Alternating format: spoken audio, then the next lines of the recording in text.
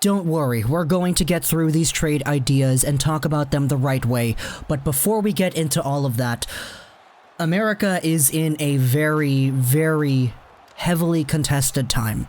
It would be very difficult for me to make any kind of YouTube video or public statement or whatever without acknowledging everything that is going on right here. I know I kind of alluded to it in a video a few days ago, but I'm sitting here watching the news in the daytime, looking at these peaceful protests and thinking that we are doing the right things towards forcing societal change.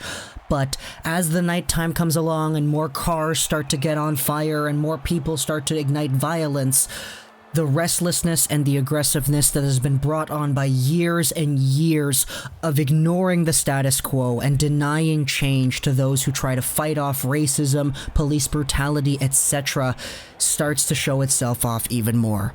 So I'm gonna sit here and say that I'm not for looting stores and throwing firecrackers at the police and all that, but at the same time, we need a change. And that is something that has been known for a long time but has been ignored for even longer.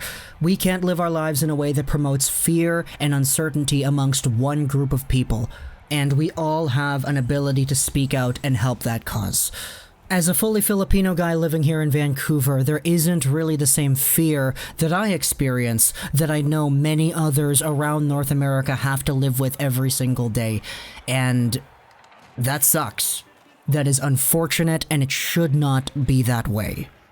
So I know I used up like 2 minutes of the video to talk about that, but if I see anybody in the comments ridiculing me for that, then my goodness, please, are you kidding me? Let's talk today about some Detroit Red Wings trade talks. Not really trade talks as in things that the Red Wings are interested in doing, but rather an idea brought on by Ansar Khan here on mlive.com.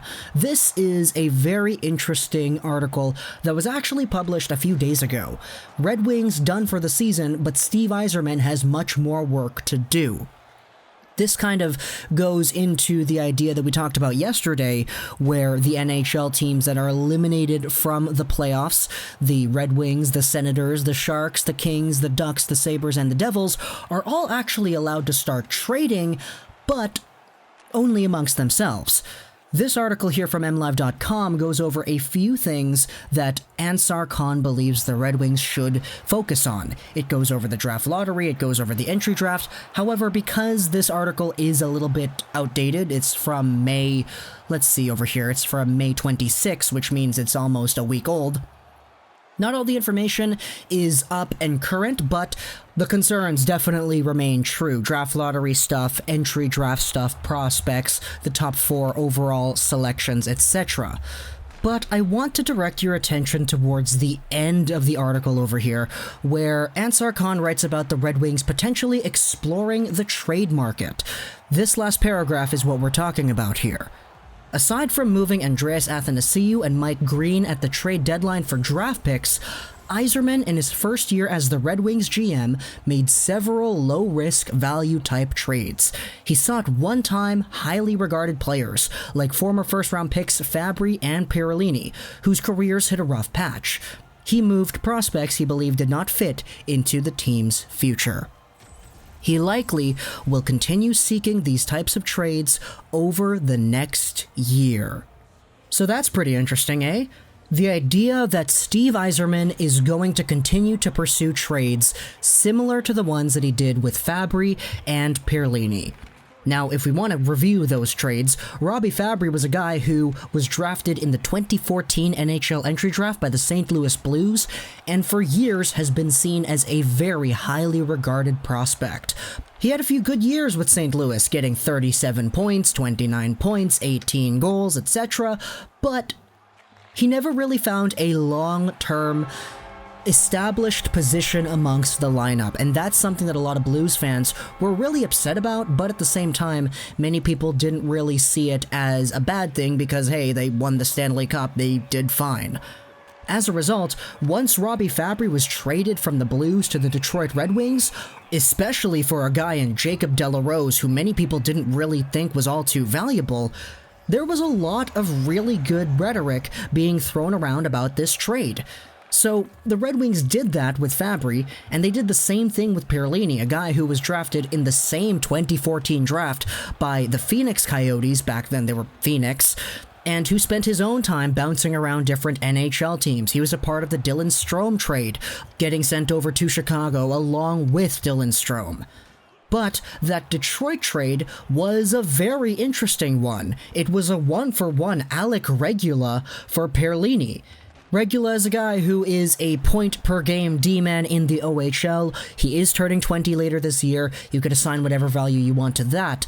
But Brendan Perlini is a guy who a lot of people would say had legitimate middle six potential earlier on in his career.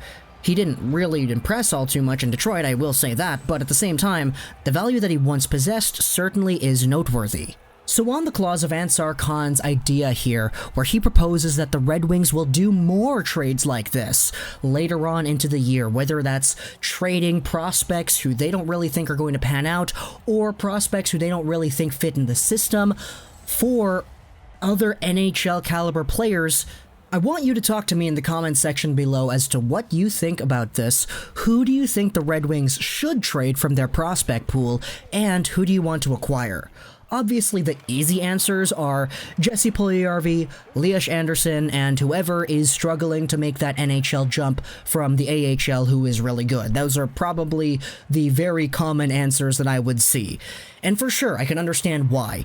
I've made videos talking about Lias Andersson from the New York Rangers' point of view and from other teams' point of view, and we've talked about Jesse Puljujarvi potentially being a Red Wings trade target, especially with Ken Holland being over there in Edmonton and the trade history with Mike Green and Athanasiou already established between these two teams. So if a Puljujarvi trade is on the horizon, what's the most that you would be willing to give up? I've already asked this a few times, and people are usually labeling off draft picks, seconds, thirds, etc.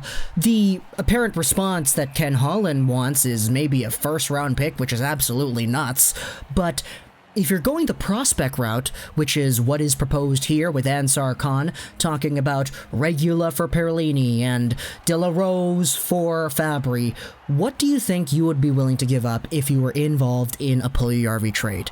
Also, Anderson has a different argument as well. There are certainly things that you could give up on that front.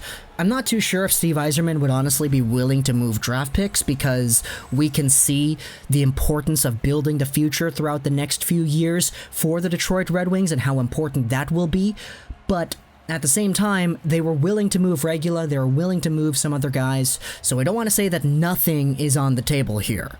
Other than that, though, this could be a very interesting opportunity for the Red Wings to build themselves a younger core of players who did have potential in the past and who many people had faith in to become great NHL players a few years ago.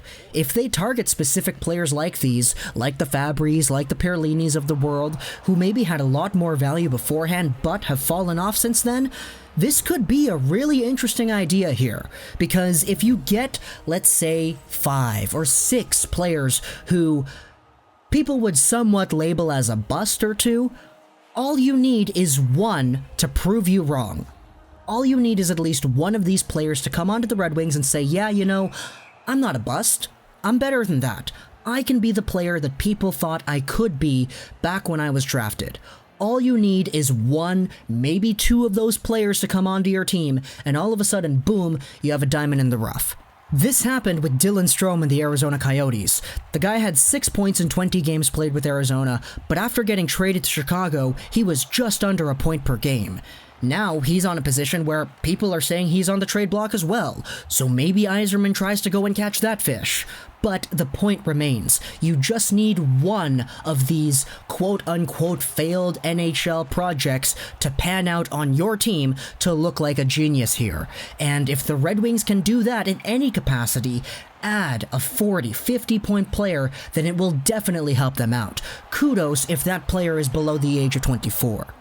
So comment down below what you think the Red Wings should do, who they should trade in this circumstance, and if Ansar Khan's idea is something that you would want to roll with. It's certainly something that I think is interesting enough to explore, and I would give kudos to Steve Yzerman if he goes out there and does just that effectively.